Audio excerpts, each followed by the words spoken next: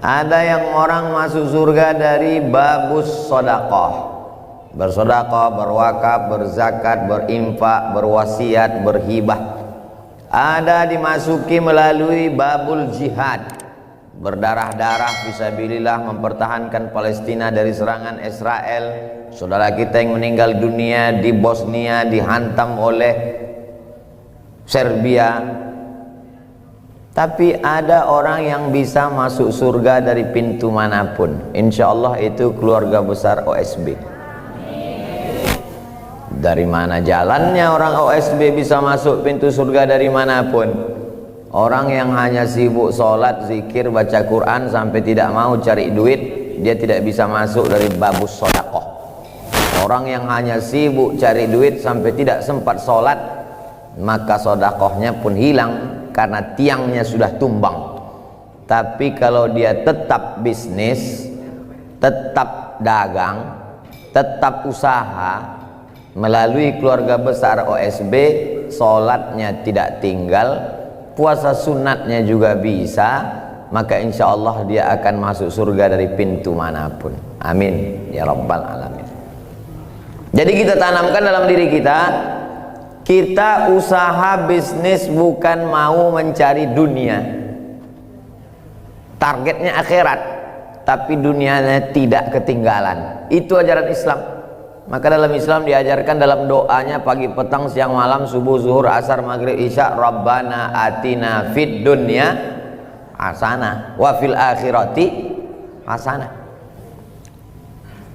Sudahlah, tidak usah urus-urus nih masalah dagang, urus aja masalah zikir, sholat, baca Quran, baca Yasin, baca surat Al-Kahfi, subhanallah, alhamdulillah, la ilaha illallah, wallahu akbar.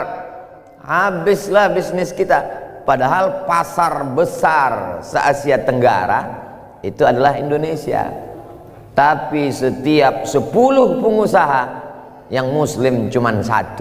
Bukan kata Abdul Somad, Pak JK yang ngomong begitu. Tapi insya Allah ke depan setahun, 2 tahun, 5 tahun, 10 tahun, dari 10 pengusaha insya Allah muslimnya lebih banyak melalui OSB, insya Allah. Amin. Kalau ada orang mengatakan ini cuman kalimat hiperbola saja, Nabi mengajarkan demikian. Nabi itu ketika sahabat menggali parit perang Khandaq, pacul besi itu mengena ke batu, memancar cahaya 3 kali. Apa kata Nabi? Pancaran cahaya pertama, aku melihat kalian membebaskan Yaman. Pancaran cahaya kedua, aku melihat kalian membebaskan Persia. Pancaran cahaya ketiga, aku melihat kalian menguasai Roma. Jadi Nabi itu visioner ke depan. Jangan pernah kita berpikir kecil, katak dalam tempurung. Begitu dibukakan tempurung yang menutupi katak kodok, ternyata dia di dunia yang amat sangat luas. Berpikir ke depan.